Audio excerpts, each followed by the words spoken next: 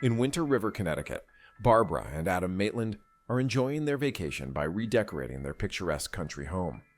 One day, while driving back from town, Barbara swerves the car to avoid hitting a dog, causing the vehicle to crash through the side of a covered bridge and plunge into a river.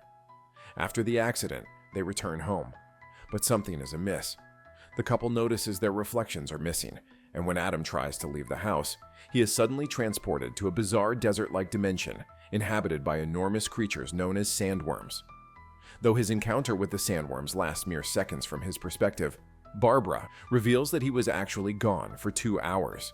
Confused and alarmed, they stumble upon a handbook for the recently deceased, which reveals their fate. They have died in the car crash and are now ghosts trapped within their home. Soon, the Maitlands' peaceful afterlife is interrupted when their beloved house is sold to the Dietz family, who arrive from New York City.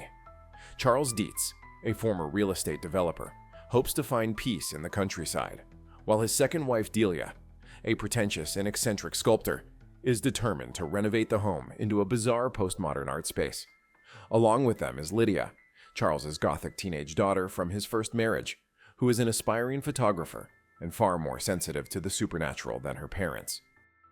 Desperate to reclaim their home, the Maitlands consult the handbook and travel to the afterlife's bureaucratic waiting room, where they encounter other souls grappling with their post-mortem conditions.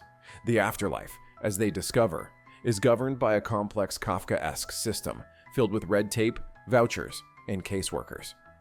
The Maitlands find out that they are bound to the house for the next 125 years. Their caseworker, Juno, informs them that if they want the Dietzes gone, they must haunt and scare them away themselves.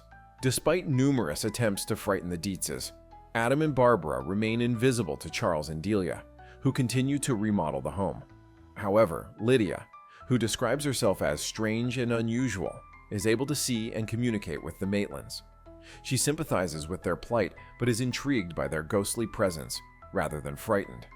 As the Maitlands' haunting attempts fail, they grow desperate and decide to consult Beetlejuice, a chaotic bioexorcist, and Juno's former assistant who specializes in scaring the living. Despite Juno's warnings, the Maitlands reluctantly contact him. Beetlejuice quickly proves to be too wild and crude for their liking, offering vulgar and destructive methods to rid them of the Dietzes. Though the Maitlands attempt to call off their deal with him, Beetlejuice is already causing havoc, with his antics spiraling out of control. Meanwhile, Charles becomes fascinated by the supernatural events and envisions turning the quaint town of Winter River into a paranormal tourist attraction.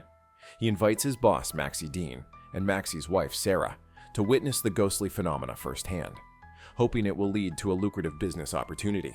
In an attempt to impress Maxie, Otho, the family's eccentric interior designer, conducts what he believes is a seance using Adam and Barbara's old wedding clothes. However, Otho's ritual unintentionally begins to exorcise the Maitlands, causing them to decay and wither away into death.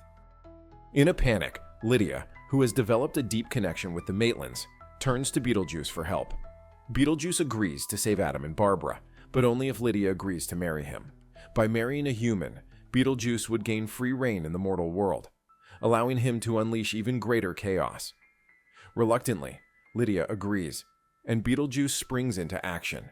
He stops the exorcism, saves the Maitlands, and wreaks havoc on Maxie, Sarah, and Otho by disposing of them in comically exaggerated ways.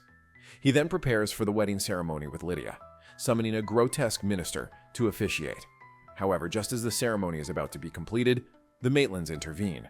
In a final desperate move, Barbara rides a massive sandworm through the house, and the creature devours Beetlejuice, banishing him to the afterlife. In the aftermath, the Dietzes and Maitlands reach a peaceful coexistence, with the once different families finding common ground. Adam and Barbara form a close bond with Lydia, who embraces her role as a mediator between the living and the dead. She convinces them to occasionally unleash their ghostly abilities for fun, including playful spirit possession. As for Beetlejuice, he finds himself back in the bureaucratic afterlife's waiting room. Attempting to skip the line, he steals a number from a witch doctor, who promptly shrinks Beetlejuice's head in retaliation, leaving the mischievous ghost with his schemes thwarted once again.